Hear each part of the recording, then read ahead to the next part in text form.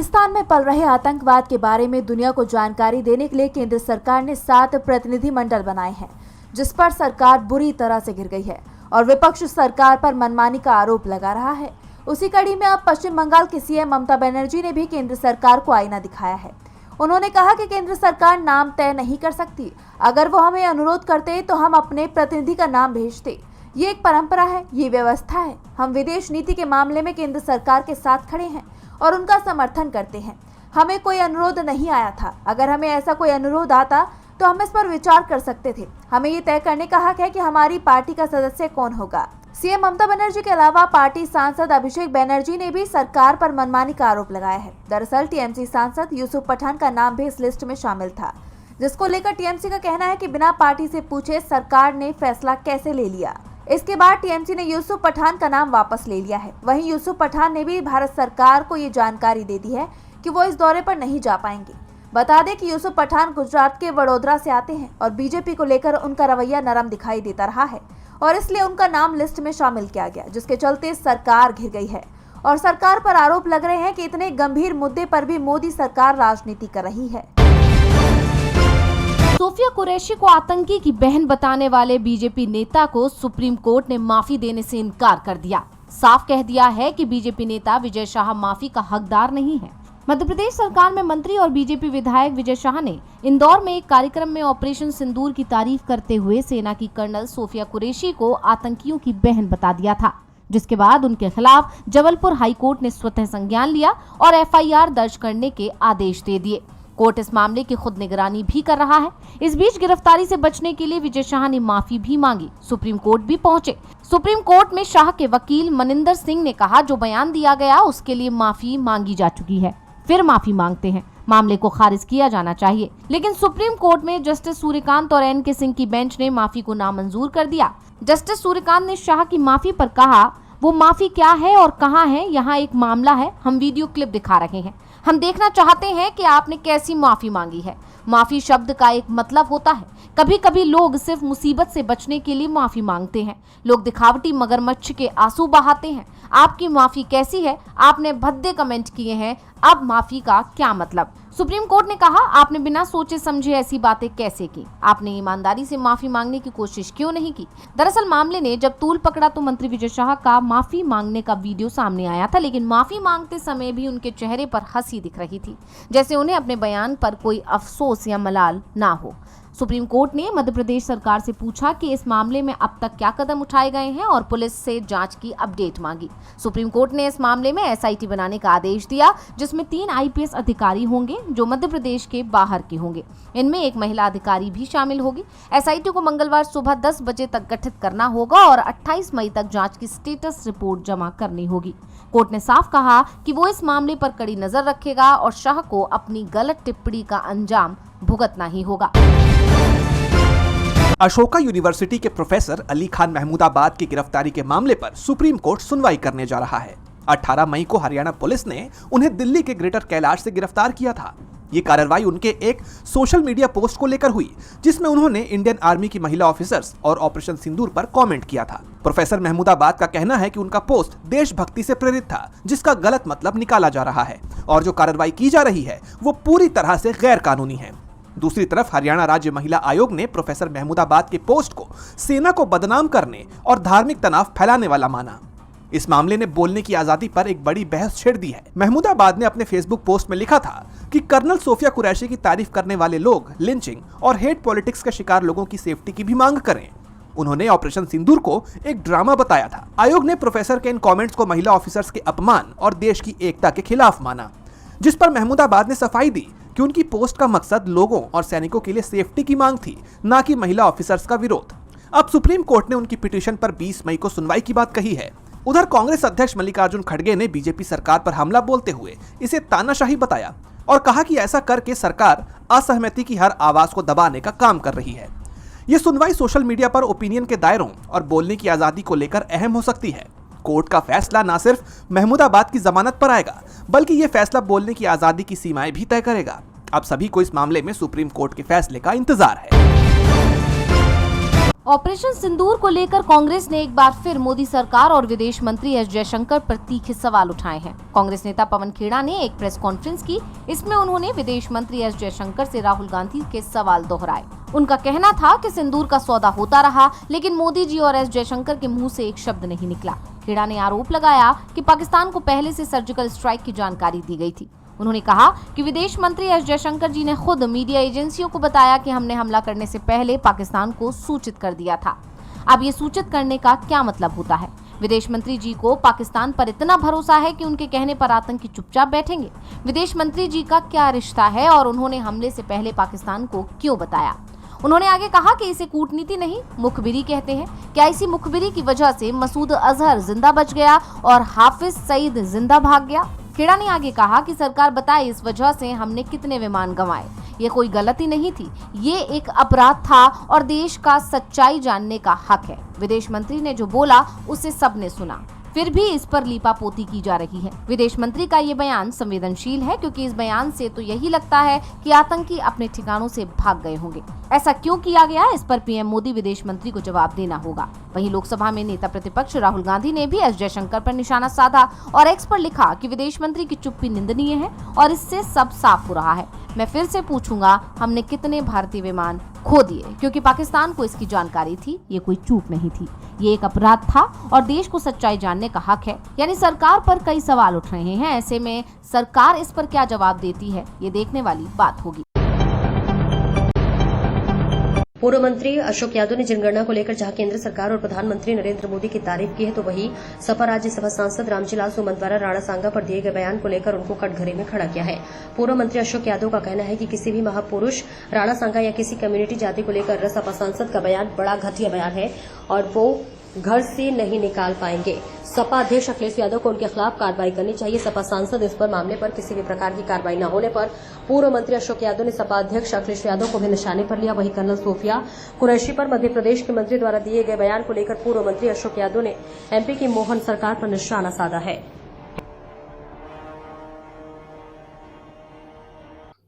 सख्त अफसोस जाहिर करना चाहता हूं मैं, और मुझे लगता है सुप्रीम कोर्ट ने तक रिजेक्ट किया। उनको खुद अगर थोड़ी बहुत शर्म है तो उनको कैबिनेट से रिजाइन कर देना चाहिए, क्योंकि ये जो मुद्दा है वो पूरा हिंदुस्तान इस लड़ाई को लड़ रहा है, पूरा मुल्क लड़ रहा है, और इसमें इस वक्त ऐसी शर्मनाक बात करना बेहद अफसोसजनक है। और मुझे लगता है उनको खुद ही हट जाना चाहिए सरकार से। सरकार इतनी बड़ी चीज नहीं है। सुप्रीम कोर्ट गए क्यों? आप किस इशू पे गए? किस इशू पे के लिए आपने बहुत ठीक करा। कभी दौरान जंग ऐसी बात नहीं कहनी चाहिए, और महिलाओं के लिए तो बात तक में नहीं कहनी चाहिए। वो कर्नल सोफिया वो पाकिस्तान में घुस के आई है, उसको तारीफ करनी चाहिए। आप उसे इतनी हल्की बातें कर रहे हो, पूरे मुल्क का माहौल खराब कर रहे हो। सरकार शर्मिंदा करे या उनका चीफ मिनिस्टर शर्मिंदा करे मोहन यादव, उन्हें खुद ही हट जाना चाहिए। खुद ही तब बचेगी उनकी इज्जत, न वो कभी चुनाव जीत पाएंगे, न उनकी सियासत इसके साथ खत्म हो जाएगी। मेरा मानना तो ये बहुत ही घटिया काम है। सर, एक मुद्दा इस समय गर्म में है। समाजवादी पार्टी के राज्यसभा सांसद रामजीलाल सुमन ने राणा सांगा को लेकर एक बयान दिया था। इस बयान को लेकर भी काफी चर्चा है, क्या कहेंगे, कितना सही मानते हैं उनके? रामजीलाल सुमन ने ऐसे बिहेव किया, उनसे किसी ने पार्लियामेंट में सवाल नहीं किया था, किसी ने पूछा नहीं था। वो एक्सटेम्पोर खड़े होके सीधे, आप मुझे बताओ कि आपकी कम्युनिटी है कोई, या मेरी कम्युनिटी है, या रिजवान भाई की है, या मौजम भाई की कोई कम्युनिटी है, आप पूरी कम्युनिटी को बुरा भला करने लगोगे, गाली देने लगोगे। और जो अंदाज उन्होंने करा, मैं तो कह रहा हूं करनी से ना कम कर रही है, उसे और करना चाहिए। और इनको खुद ही सुओ मोटो इस्तीफा दिए, कोई इशू नहीं है। और इसमें खुद अखिलेश को अपना दिमाग लगाना चाहिए और सलीके का काम करना चाहिए। ये आप पूरी कौम से नहीं लड़ सकते हैं। क्यों लड़ोगे? आपने बिना जरूरत उनको छेड़ा, उनकी कोई गलती नहीं है। आप बताओ, मेरी जो कौम है, या आपकी कौम है, या उनकी कौम है, या इनकी कौम है, आप पूरी कौम को गाली दोगे? आप इतने बड़े लीडर हो गए। उन्हें खुद ही शर्मनाक काम है, उनको हट जाना चाहिए। अखिलेश जी का बयान इस पूरे मामले गोल गोल बयान आया, लगता है कि समाजवादी पार्टी इस पूरे मामले को हवा दे रही है। नहीं, Akhilesh is not a mature leader. वो कोई, उन्हें इतना तजुर्बा नहीं है सियासत का। वो तो बाप ने कुर्सी पकड़ा दी थी, उसके कुचली कह दीजिए। उनके खुद ही बयान, उनको हट जाना चाहिए पीछे।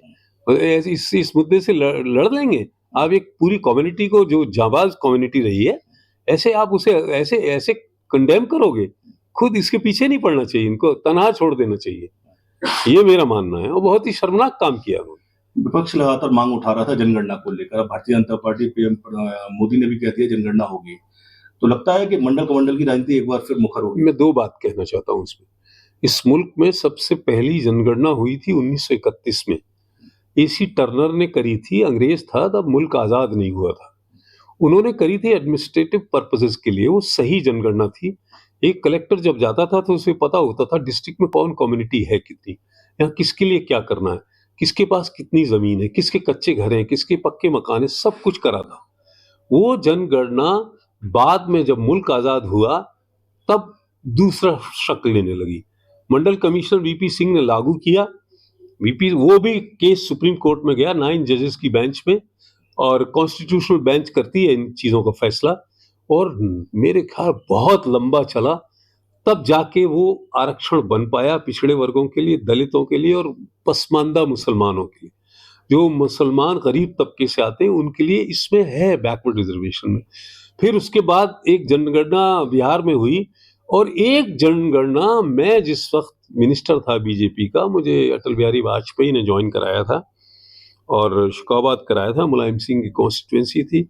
मैं और मुलायम सिंह एक पहला चुनाव में उनके खिलाफ लड़ा हूँ, आमना सामना हुआ है, बहुत मुश्किल तलब चुनाव हुआ था। जनगणना में क्या हुआ कि राजनाथ सिंह ने जनगणना शुरू कर दी, बिना सबको कॉन्फिडेंस में ऑर्डिनेंस ले आए, उसे पास करा दिया, विधानसभा में पास हो गया, लॉ बन गया, और 395 वैकेंसीज निकल गई, 600 करोड़ रुपया खर्च हुआ। मैं मिनिस्टर रहते हुए सरकार के खिलाफ सुप्रीम कोर्ट में चला गया 226 में, 226 में। कॉन्स्टिट्यूशनल बेंच बैठी, बारूचा साहब जो रतन टाटा की फैमिली को बिलोंग करते थे, वो चीफ जस्टिस थे। 9 जजेस की बेंच में गया, फिर 7 जजेस की बेंच में गया, और मुकदमा बहुत लंबा चला। जिस दिन तारीख पड़ती थी, सब लोग ये समझते थे सेंटर में भी सरकार है, अटल बिहारी वाजपेयी प्राइम मिनिस्टर हैं, वहां राजनाथ सिंह चीफ मिनिस्टर हैं, ये हार जाएंगे केस अशोक यादव। और मैं अकेला लड़ रहा था, मेरे साथ पहले कई मिनिस्टर थे सरकार के बैकवर्ड, फिर धीरे धीरे वो किसी लालच बस छोड़ के चले गए, तो मैं अकेला ही खड़ा रह गया और अकेला में लड़ता रहा। और मैं सरकार, हालांकि कपिल सिब्बल थे, सलमान खुर्शीद थे और बड़े बड़े वकील थे, कई वकील छोड़ भी गए, राम जेठमलानी छोड़ गए थे, और वो एक लॉ मिनिस्टर रहे थे शांति भूषण साहब, वो पहले थे फिर छोड़ गए। तो बहुत मैंने उसमें सर्द गर्म देखा है कि वो, मैं कहता हूं कि मुसलसल दुश्मने जाना की निगहबानी में रहना है, जहां घड़ियाल रहते हैं उसी पानी में रहना है। तो हम लोग स्टूडेंट लीडर रहे, मैं इलाहाबाद यूनिवर्सिटी का प्रोडक्ट रहा हूँ, स्टूडेंट लीडर रहा हूँ, मैं सेंट जॉन्स कॉलेज में भी मेरी तालीम हुई, लखनऊ क्रिश्चियन कॉलेज में भी हुई, मैं बहुत लंबे अरसे हॉस्टल में रहा हूँ, तो मैंने लड़ाइयाँ देखी है नज़दीक से। इस लड़ाई को मैंने भरपूर दिलचस्पी से लड़ा। जब केस लगता था 5000 लड़के आते थे जो नौकरी तलाश रहे थे सुप्रीम कोर्ट, और कुछ काम नहीं कर पाता था। करीब 1.25 साल मुकदमा चला, लास्ट में हम लोग जीत गए, सरकार हार गई। आप सोचो क्या हाल हुआ होगा। उसके बाद हमने, शरद यादव ने, रामविलास पासवान में, लालू जी ने इकट्ठी दादरी में रैली करी, जो ऐतिहासिक रैली थी। मैं समझता हूँ इतनी बड़ी रैली उन दिनों हुई नहीं। फिर हम प्राइम मिनिस्टर को भी बाद में रिप्रेजेंट किया, फिर हमने एजुकेशन में भी रिप्रेजेंटेशन दिया, ताल कटोरा में गए, एडमिशन के बाद जो एडमिशन्स में होता था उसमें किया, प्रमोशन में किया। तो मैं आधी जिंदगी तो मैं आरक्षण ही लड़ता रहा। और एक बात इसमें और बताता हूँ, अकबर ने महाराणा प्रताप से ये कहा था कि यार तुम अकेले हो, लड़ रहे हो, ये कहाँ पहुंचोगे, सारे राजपूत तो मेरे साथ आ गए, तुम अकेले। तो महाराणा प्रताप ने एक बात कही थी, वो। और इस बीच बड़ी खबर सामने आ रही है आगरा से, जहां आगरा से बड़ी खबर, 2 ट्रकों में हुई जोरदार भिड़ंत के बाद ट्रकों में लगी भीषण आग। पेट्रोल पंप के सामने बना है अवैध कट। इसी अवैध कट से रोजाना मुड़ते हैं वाहन। डीजल भरवाने के लिए ट्रक कर रहा था रोड पार। तेज रफ्तार ट्रक ने ट्रक में मारी जोरदार टक्कर, धू कर जले दोनों ट्रक। हादसे के बाद लगा लंबा जाम। आगरा सैया थाना क्षेत्र के सैंथिया पेट्रोल पंप के पास की है घटना।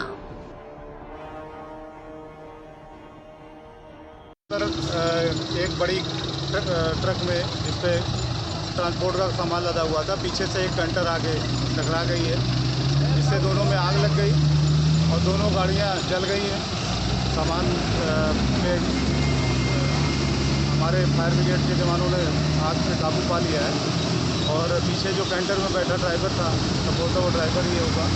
और जली हुई डेड बॉडी मिली है, उसको पीएम के लिए भेज दिया गया है। बाकी और जानकारी की जा रही है कि आग कैसे लगी। और सर आगे की गाड़ी के जो चालक थे उनको आगे के चालक के बारे में बताया गया, यहाँ के लोग, जनता के लोगों को उनको सुरक्षित उतार लिया गया था। उनको हल्की फुल्की चोटें थी। जो आगे कोई गाड़ी चल रही थी जिससे वो टकरा गई थी, उनको हॉस्पिटल भेज दिया गया। सर हाईवे कितनी देर जाम रहा होगा? हाईवे काफ़ी देर तक, करीब 1 घंटे से ज़्यादा हो गए और अब धीरे धीरे चल रहा है। सभी लोगों ने काफ़ी शांति का परिचय दिया है, यहाँ के जो भी पब्लिक ने ली और गाड़ी वालों ने। अब ट्रैफिक चल रहा है। ऑपरेशन सिंदूर को लेकर कांग्रेस ने एक बार फिर मोदी सरकार और विदेश मंत्री एस जयशंकर पर तीखे सवाल उठाए हैं। कांग्रेस नेता पवन खेड़ा ने एक प्रेस कॉन्फ्रेंस की। इसमें उन्होंने विदेश मंत्री एस जयशंकर से राहुल गांधी के सवाल दोहराए। उनका कहना था कि सिंदूर का सौदा होता रहा, लेकिन मोदी जी और एस जयशंकर के मुंह से एक शब्द नहीं निकला। खेड़ा ने आरोप लगाया कि पाकिस्तान को पहले से सर्जिकल स्ट्राइक की जानकारी दी गई थी। उन्होंने कहा कि विदेश मंत्री एस जयशंकर जी ने खुद मीडिया एजेंसियों को बताया कि हमने हमला करने से पहले पाकिस्तान को सूचित कर दिया था। अब ये सूचित करने का क्या मतलब होता है? विदेश मंत्री जी को पाकिस्तान पर इतना भरोसा है कि उनके कहने पर आतंकी चुपचाप बैठेंगे? विदेश मंत्री जी का क्या रिश्ता है और उन्होंने हमले से पहले पाकिस्तान को क्यों बताया? उन्होंने आगे कहा कि इसे कूटनीति नहीं, मुखबिरी कहते हैं। क्या इसी मुखबिरी की वजह से मसूद अजहर जिंदा बच गया और हाफिज सईद जिंदा भाग गया? खेड़ा ने आगे कहा कि सरकार बताए इस वजह से हमने कितने विमान गंवाए। ये कोई गलती नहीं थी, ये एक अपराध था और देश का सच्चाई जानने का हक है। विदेश मंत्री ने जो बोला उसे सबने सुना, फिर भी इस पर लीपापोती की जा रही है। विदेश मंत्री का ये बयान संवेदनशील है क्योंकि इस बयान से तो यही लगता है कि आतंकी अपने ठिकानों से भाग गए होंगे। ऐसा क्यों किया गया, इस पर पीएम मोदी विदेश मंत्री को जवाब देना होगा। वहीं लोकसभा में नेता प्रतिपक्ष राहुल गांधी ने भी एस जयशंकर पर निशाना साधा और एक्स पर लिखा कि विदेश मंत्री की चुप्पी निंदनीय है और इससे सब साफ हो रहा है। मैं फिर से पूछूंगा, हमने कितने भारतीय विमान खो दिए? क्योंकि पाकिस्तान को इसकी जानकारी थी, ये कोई चूक नहीं थी, ये एक अपराध था और देश को सच्चाई जानने का हक है। यानी सरकार पर कई सवाल उठ रहे हैं। ऐसे में सरकार इस पर क्या जवाब देती है, ये देखने वाली बात होगी। दयानंद बाल मंदिर रस्सी से स्कूल सुल्तानपुरा आगरा कैंट का 12वीं का परीक्षा फल 98.9% रहा। विज्ञान वर्ग में जोए मोहम्मद खान ने 93.2%, इफ्रा उस्मानी ने 90.2%, आफरीन ने 89.4%, वाणिज्य वर्ग में खनक गुप्ता ने 95.6%, अक्सर खान ने 94.2% व आयुषी भूटानी ने 89% अंक प्राप्त किए हैं। अक्षर खान ने अर्थशास्त्र विषय में 100 में से 100 अंक प्राप्त किए व अनुष्का चाहा ने कंप्यूटर साइंस में 100 में से 100 अंक प्राप्त किए हैं। बहन से विद्यार्थियों ने विभिन्न विषयों में 90 से अधिक अंक प्राप्त कर विद्यालय का नाम रोशन किया है। विद्यालय की प्रबंध समिति एवं प्रधानाचार्य व अध्यापकों ने छात्र छात्राओं को बधाई दी एवं विद्यालय के प्राचार्य जी अध्यापकों के कार्य की सराहना की।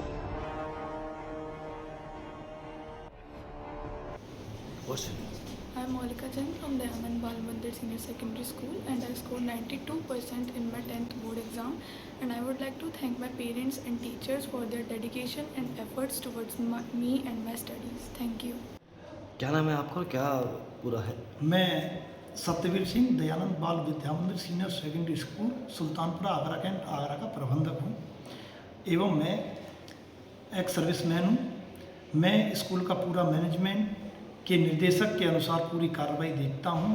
प्लस मैं अपने बच्चों का, अपने स्कूल के पूरे टीचरों का आभार व्यक्त करता हूँ कि उन्होंने बच्चों को इतनी अच्छी मेहनत कराई जिससे हमारे बच्चे बोर्ड एग्ज़ाम में बहुत अच्छा रिजल्ट लेके आए। 97%, 96%, 95% मार्क्स काफ़ी बच्चे हमारे लेके आए हैं। इसके लिए मैं बच्चों को धन्यवाद दूंगा, उनके मेहनत को धन्यवाद दूंगा और उसके साथ साथ उनके गार्जियंस को भी मैं धन्यवाद दूंगा कि उन्होंने अपने बच्चों के ऊपर घर पर ध्यान रखा और उनके उज्जवल भविष्य की कामना करूंगा। भगवान उन्हें बहुत आगे बढ़ाए और उनकी इसी तरीके से मेहनत करें और उन्हें आगे कामयाबी मिले और हमारे स्कूल का अच्छा नाम रोशन हो। और अपने पूरे मैनेजमेंट का भी मैं धन्यवाद दूंगा कि इस तरीके से एक मैनेजमेंट कमेटी को चलाते हुए अपने स्कूल के अध्यापक को अच्छा निर्देशक देते हुए जिनके कार्यकाल में इतना बढ़िया रिजल्ट आ रहा है, इसके लिए मैं अपने मैनेजमेंट को भी बहुत बहुत धन्यवाद दूंगा।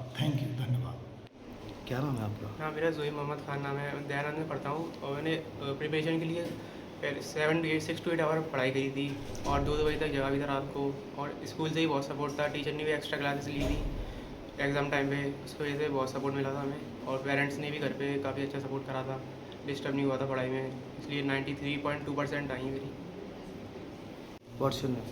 My name is Aksa Khan and I am from Dayanand Bal Mandir. I have scored 94.2 in my 12th and I would like to dedicate this score to my teachers and my parents who were always there, and also I was consistent. I used to study for like 4 to 5 hours maximum, and also my teachers, they were always there to support me. That's all. Sofia Qureshi को आतंकी की बहन बताने वाले BJP नेता को supreme court ने माफी देने से इनकार कर दिया। साफ कह दिया है कि बीजेपी नेता विजय शाह माफी का हकदार नहीं है।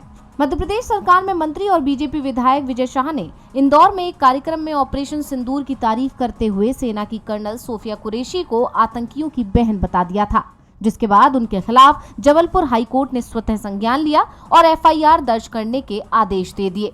कोर्ट इस मामले की खुद निगरानी भी कर रहा है। इस बीच गिरफ्तारी से बचने के लिए विजय शाह ने माफी भी मांगी, सुप्रीम कोर्ट भी पहुंचे। सुप्रीम कोर्ट में शाह के वकील मनिंदर सिंह ने कहा, जो बयान दिया गया उसके लिए माफी मांगी जा चुकी है, फिर माफी मांगते हैं, मामले को खारिज किया जाना चाहिए। लेकिन सुप्रीम कोर्ट में जस्टिस सूर्यकांत और NK सिंह की बेंच ने माफी को नामंजूर कर दिया। जस्टिस सूर्यकांत ने शाह की माफी पर कहा, वो माफी क्या है और कहाँ है, यहाँ एक मामला है, हम वीडियो क्लिप दिखा रहे हैं, हम देखना चाहते हैं कि आपने कैसी माफी मांगी है। माफी शब्द का एक मतलब होता है।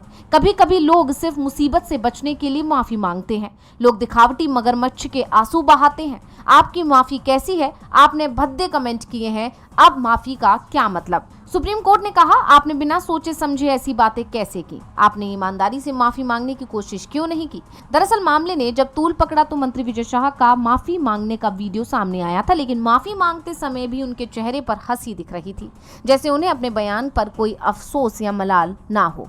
सुप्रीम कोर्ट ने मध्य प्रदेश सरकार से पूछा कि इस मामले में अब तक क्या कदम उठाए गए हैं और पुलिस से जांच की अपडेट मांगी। सुप्रीम कोर्ट ने इस मामले में SIT बनाने का आदेश दिया, जिसमें 3 IPS अधिकारी होंगे जो मध्य प्रदेश के बाहर के होंगे। इनमें एक महिला अधिकारी भी शामिल होगी। SIT को मंगलवार सुबह 10 बजे तक गठित करना होगा और 28 मई तक जांच की स्टेटस रिपोर्ट जमा करनी होगी। कोर्ट ने साफ कहा कि वो इस मामले पर कड़ी नजर रखेगा और शाह को अपनी गलत टिप्पणी का अंजाम भुगतना ही होगा। थाना अचनेरा पुलिस ने अवैध खनन के खिलाफ बड़ी कार्रवाई करते हुए रेलवे पटरी निर्माण की आड़ में चल रहे अवैध खनन को पकड़ा है। इस अभियान का नेतृत्व पुलिस उपायुक्त पश्चिमी सहायक पुलिस आयुक्त अचनेरा व प्रभारी निरीक्षक अचनेरा द्वारा किया गया है। सूचना मिलने पर पुलिस टीम और खनन विभाग की संयुक्त टीम ने ग्राम नागर में दबिश दी, जहां पर रेलवे पटरी निर्माण के नाम पर अवैध खनन किया जा रहा था। मौके पर 7 डंपर और एक पोकलेन मशीन को खनन करते हुए बरामद किया गया है। पुलिस ने सभी वाहनों को तत्काल सीज कर कानूनी कार्रवाई शुरू कर दी। वहीं थाना क्षेत्र में खनन के आतंक से लोग परेशान हैं, काफी बार बार शिकायत भी की जा रही है। उसके बावजूद भी खनन माफियाओं के हौसले लगातार बुलंद है।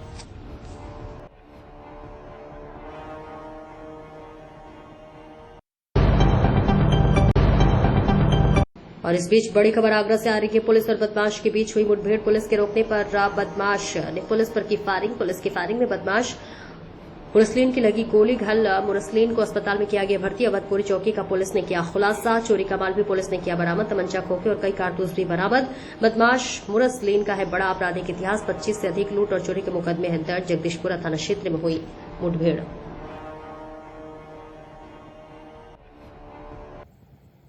सर, जगदीशपुरा की क्या घटना है? देखिए, जगदीशपुरा पुलिस के द्वारा बिजपुरी पथौली जो लिंक मार्ग है उस पर चेकिंग की जा रही थी। इसी दरमियान एक संदिग्ध व्यक्ति को जब रोका जाता है तो पुलिस से भागने की कोशिश करता है और जान से मारने की नियत पे पुलिस पे फायरिंग करता है। पुलिस के द्वारा आत्मरक्षार्थ उन पर फायरिंग की जाती है, जिससे उसके दाहिने पैर पे गोली लगी है। उस व्यक्ति से पूछताछ की जाती है तो अपना नाम मुरसलीन बताता है। यह एक पेशेवर चोर है और इसके ऊपर काफ़ी सारे मुकदमे हैं। इसको उपचार के लिए SN मेडिकल कॉलेज भेजा जा रहा है। बाद इलाज उससे पूछताछ की जाएगी। डोंबिवली के मानपाड़ा पुलिस थाने की हद में आने वाले क्षेत्र में बार संचालकों से जबरन वसूली का मामला सामने आया है, जिससे शहर में हड़कंप मच गया है। वायरल हुए एक वीडियो ने इस पूरे घटनाक्रम को उजागर कर दिया है, जिसमें एक युवक बार मालिकों से हर महीने 20,000 रूपये की मांग करता हुआ साफ तौर पर नजर आ रहा है। वीडियो में युवक केवल बार संचालकों को ही नहीं बल्कि पुलिस को भी अश्लील गालियां देता हुआ नजर आ रहा है। वह भी कहता है कि अगर बार मालिकों ने पुलिस से शिकायत की तो पुलिस उनसे और भी ज्यादा पैसे वसूलेगी और उन तक कम राशि पहुंचेगी। इस तरह की धमकी और बदसलूकी से परेशान होकर इलाके के बार मालिकों ने एकजुट होकर आवाज उठाई। बार मालिकों ने कल्याण जोन 3 के पुलिस उपायुक्त श्री अतुल झेंडे से मुलाकात कर इस पूरे मामले की शिकायत करते हुए लिखित सौंपा है और सख्त कार्रवाई की मांग की है।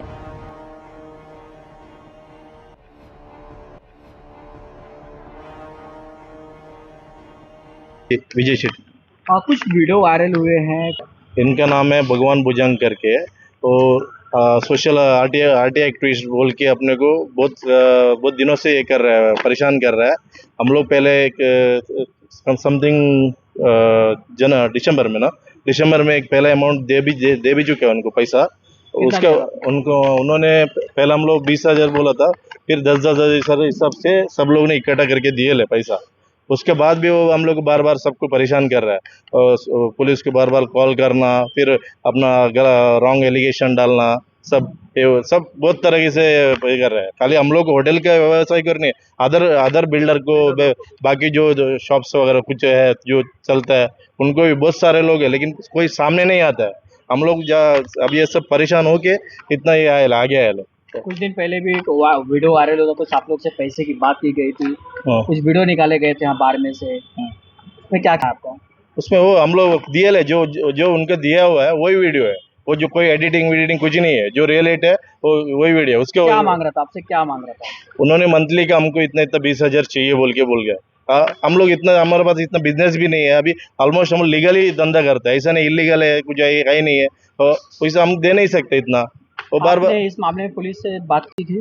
पुलिस वाले अपने डीसीपी साहब से अभी परसों हमने लेटर दिया ले, उन्होंने कार्रवाई के आश्वासन दिया ले। अभी देखते हैं, अभी ऊपर भी दिया ले, अपने सीपी ऑफिस में भी हम लोग पहले जा चुका है, उधर भी बोला, अभी तक तो कुछ हुआ नहीं, लेकिन हम लोग बहुत परेशान है अभी इस वक्त। तो आगे के अगर जांच नहीं होती इस बारे में क्या करें? अभी उनके डिपार्टमेंट के ऊपर, उसके ऊपर कोई मामला भी दर्ज है? हाँ, उनके ऊपर कम से कम 7 से 8 गुना दर्ज है। उसके बाद भी उनके ऊपर कार्रवाई नहीं हो रहा है। हम लोग को बहुत तकलीफ हो रहा है इस वक्त। तो अभी ऐसे ही चलते रहे तो हम होटल बंद कर स्ट्राइक करना पड़ेगा, हमारा तो ऑप्शन नहीं है। पुलिस बार बार कार्रवाई करके सब लोग बोल रहे हैं, लेकिन अभी तक कार्रवाई कुछ हुआ ही नहीं हमारा। हाँ, इंस्टाग्राम पे कुछ पैसे लेके बात नहीं कर रहे, भाई लोग को बेच रहे हैं। सर क्या मालूम है ना, उन्होंने गणेश अन्ना का नाम लिया है, गणेश अन्ना को पैसा दिया बोल के। ठीक है, गणेश अन्ना को पैसा दिया नहीं दिया वो हम लोग को नहीं मालूम है, लेकिन अगर वो गणेश अन्ना को पैसा दिया भी रहेगा तो सब होटलों से क्यों मांग रहे हो? सब होटलों से क्या, बाकी होटल वाले से क्या लेना देना है उसका? वो बोलते हैं सब होटल वाले इकट्ठा करके देने वाला है। ये सब झूठा वो खबर फैला रहा है। दूसरी बात, आजकल है ना, उसका भाई लोग भी आके धमकी देने लगा है, हर होटल में घूम रहा है, धमकी दे रहा है। तो हम लोग को क्या अभी वो उनका भाई लोग का और उनका सब होटल में एंट्री बंद किया है। तो यही कहना है कि उसके ऊपर जल्दी से जल्दी कार्रवाई होना चाहिए। कोई गैंग है क्या इनकी? उनका, अरे वो पूरा भाई लोग और वो सब तीनों मिलके ना 3-4 लोग है वो लोग, और साथ में 2-3 लोग को लेके बैठता है, उखड़ का खाता है, पीता है, उसके बाद हम लोग को ही ब्लैकमेल करता है। हम क्या कोई इलीगल धंधा कर रहा है क्या? हम भी तो गवर्नमेंट को फीस भरता है। इससे इतना होने के बाद भी ये समझ में नहीं आता है कि हम लोग इतना कंप्लेन करने के बाद भी तो पुलिस डिपार्टमेंट उसके ऊपर एक्शन क्यों नहीं लेता है, समझ में नहीं आता है। एक तो तड़ी पार है, 7-8 केस है उसके ऊपर, तो भी एक्शन नहीं ले रहे उसके ऊपर।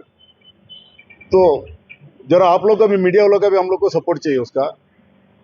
Future of a healthy world depends on inclusion, integrated vision and collaboration. Friends, inclusion is at the core of India's health reforms. We run Ayushman Bharat, the world's largest health insurance scheme. It covers 580 million people and provides free treatment. This program was recently extended to cover all Indians above the age of 70 years. We have a network of thousands of health and wellness centers. They screen and detect diseases such as cancer, diabetes, and hypertension. Thousands of public pharmacies provides high quality medicines at far less than the market price. Friends, technology is an important catalyst to improve health outcomes. We have a digital platform to track vaccination of pregnant women and children. Millions of people have a unique digital health identity. It is helping us integrate benefits, insurance, records, and information. With telemedicine, nobody is too far from a doctor. Our free telemedicine service has enabled over 340 million consultations. Friends, due to our initiatives, there has been a heartening development. The out-of-pocket expenditure as percentage of total health expenditure has fallen significantly. At the same time, government health expenditure has gone up considerably. Friends, the health of the world depends on how well we care for the most vulnerable. The global south is particularly impacted by health challenges. India's approach offers replicable, scalable, and sustainable models. We would be happy to share our learnings and best practices with the world, especially the global south. Friends, in June, the 11th International Day of Yoga is coming up. This year, the theme is Yoga for One Earth, One Health. Being from the nation which gave yoga to the world, I invite all countries to participate. Friends, I congratulate the WHO and all member states on the successful negotiations of the INB Treaty. It is a shared commitment to fight future pandemics with greater cooperation. While building a healthy planet, let us ensure that no one is left behind. Let me close with a timeless prayer from the Vedas. Sarve bhavantu sukhinah, sarve santu niramaya, sarve bhadrani pashyantu, ma kaschid dukh bhag bhavet. Thousands of years ago, our sages prayed that everyone should be healthy, happy, and free from disease. May this vision unite the world. Thank you. Namaste. Warm greetings to everyone at the 78th session of the World Health Assembly. Friends, the theme of the World Health Assembly this year is One World for Health. It resonates with India's vision for global health. When I address this gathering in 2023, I had spoken about One Earth, One Health. The future of a healthy world depends on inclusion, integrated vision, and collaboration. Friends, inclusion is at the core of India's health reforms. We run Ayushman Bharat, the world's largest health insurance scheme. It covers 580 million people and provides free treatment. This program was recently extended to cover all Indians above the age of 70 years. We have a network of thousands of health and wellness centers. They screen and detect diseases such as cancer, diabetes, and hypertension. Thousands of public pharmacies provide high quality medicines at far less than the market price. Friends, technology is an important catalyst to improve health outcomes. We have a digital platform to track vaccination of pregnant women and children. Millions of people have a unique digital health identity. It is helping us integrate benefits, insurance, records, and information. With telemedicine, nobody is too far from a doctor. Our free telemedicine service has enabled over 340 million consultations. Friends, due to our initiatives, there has been a heartening development. The out-of-pocket expenditure as percentage of total health expenditure has fallen significantly. At the same time, government health expenditure has gone up considerably. Friends, the health of the world depends on how well we care for the most vulnerable. The global south is particularly impacted by health challenges.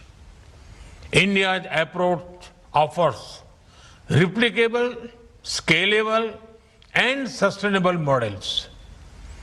We would be happy to share our learnings and best practices with the world, especially the global south. Friends, in June, the 11th International Day of Yoga is coming up. This year, the theme is Yoga for One Earth, One Health.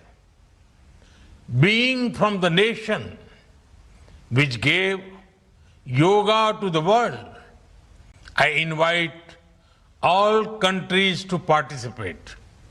Friends, I congratulate the WHO and all member states on the successful negotiations of the INB Treaty. It is a shared commitment to fight future pandemics with greater cooperation. While building a healthy planet, let us ensure that no one is left behind. Let me close with a timeless prayer from the Vedas. Sarve bhavantu sukhinah, sarve santu niramaya, sarve bhadrani pashyantu, ma kaschid dukh bhag bhavet. Thousands of years ago, our sages prayed that everyone should be healthy, happy, and free from disease. May this vision unite the world. Thank you. Namaste. Warm greetings to everyone at the 78th session of the World Health Assembly. Friends, the theme of the World Health Assembly this year is One World for Health. It resonates with India's vision for global health. When I address this gathering in 2023, I had spoken about One Earth, One Health. The future of a healthy world depends on inclusion, integrated vision and collaboration. Friends, inclusion is at the core of India's health reforms.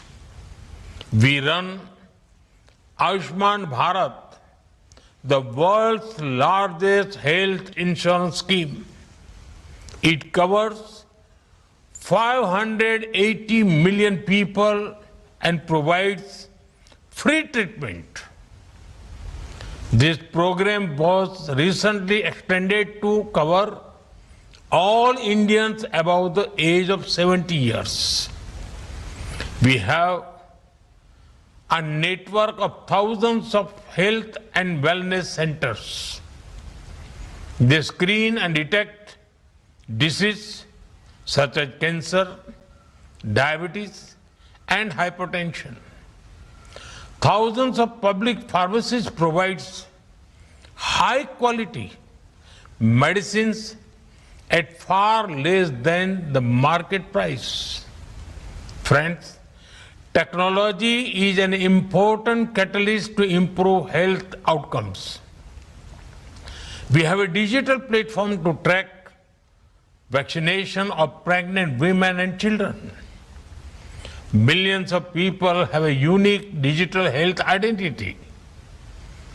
It is helping us integrate benefits, insurance, records, and information.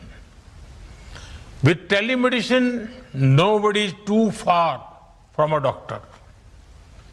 Our free telemedicine service has enabled over 340 million consultations. Friends, due to our initiatives, there has been a heartening development. The out-of-pocket expenditure as percentage of total health expenditure has fallen significantly. At the same time, government health expenditure has gone up considerably.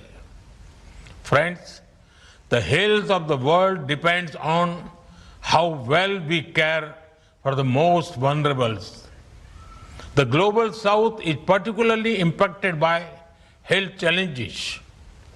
India's approach offers replicable, scalable, and sustainable models.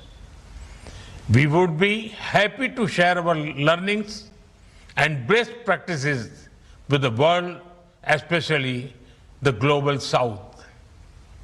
Friends, in June, the 11th International Day of Yoga is coming up. This year, the theme is Yoga for One Earth, One Health. Being from the nation which gave yoga to the world, I invite all countries to participate. Friends, I congratulate the WHO and all member states on the successful negotiations of the INB Treaty. It is a shared commitment to fight future pandemics with greater cooperation. While building a healthy planet, let us ensure that no one is left behind.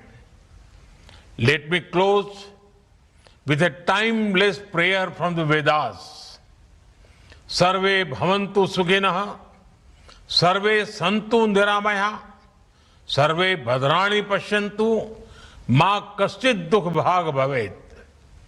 Thousands of years ago, our sages prayed that everyone should be healthy, happy, and free from disease. May this vision unite the world. Thank you. Namaste. Warm greetings to everyone at the 78th session of the World Health Assembly. Friends, the theme of the World Health Assembly this year is One World for Health. It resonates with India's vision for global health. When I address this gathering in 2023, I had spoken about One Earth, One Health.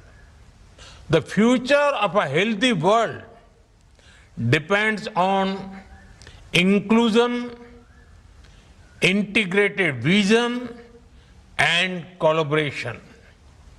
Friends, inclusion is at the core of India's health reforms. We run Ayushman Bharat, the world's largest health insurance scheme. It covers 580 million people and provides free treatment. This program was recently extended to cover all Indians above the age of 70 years. We have a network of thousands of health and wellness centers. They screen and detect diseases such as cancer, diabetes, and hypertension. Thousands of public pharmacies provide high quality medicines at far less than the market price. Friends, technology is an important catalyst to improve health outcomes. We have a digital platform to track vaccination of pregnant women and children.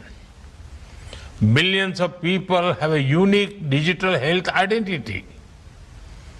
It is helping us integrate benefits, insurance, records, and information. With telemedicine, nobody is too far from a doctor. Our free telemedicine service has enabled over 340 million consultations. Friends, due to our initiatives, there has been a heartening development. The out-of-pocket expenditure as percentage of total health expenditure has fallen significantly.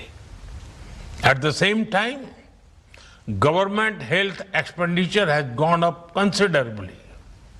Friends, the health of the world depends on how well we care for the most vulnerable. The global south is particularly impacted by health challenges. India's approach offers replicable, scalable, and sustainable models.